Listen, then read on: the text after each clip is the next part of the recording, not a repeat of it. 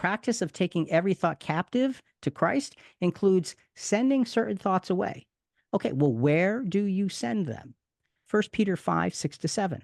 Therefore, humble yourselves under the mighty hand of God, that he may exalt you at the proper time, casting all your anxiety on him, because he cares for you. Instead of hiding from God, like Adam and Eve, we are supposed to present it to him in prayer and then leave it with him.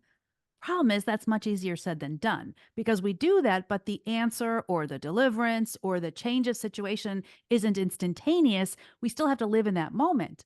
Often those moments are anxious, they're filled with anxiety and uncertainty. So, how do we make these texts practical and not theoretical? Well, one of the things we need to do is apply the faith that we say we have. And we say, okay, I'm going to cast my anxiety upon God. Now, here's a typical scenario. I'm going to do it. I'm going to do it. I'm just going to do it. I'm going to do it. And Lord, here's my anxiety. And 5 minutes later, it's back. And you say, Right. I didn't do it. So here's what we have to do. Folks, what we need to do is again and again and again in faith say, Lord, you can see how weak I am. I'm going to work on it again. Please help me to leave it with you. Let me try again. And look, we may fail again and again and again and again. That doesn't mean he's not ready to capture it. It means that we just have to position ourselves to leave it. That's a process. It can be difficult, especially when we're naturally anxious or depressed. And sometimes, folks, sometimes you need help. Sometimes you need I was just talking to one of the brotherhood today.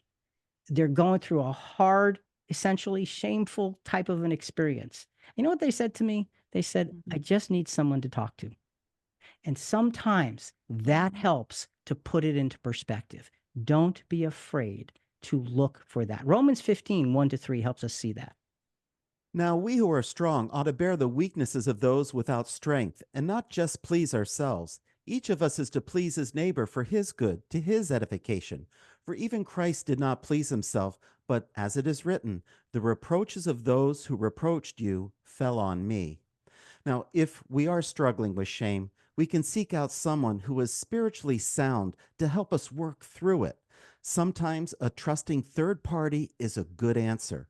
This works in reverse too. If someone needs our help, we should stand ready to be available in a godly, confidential manner.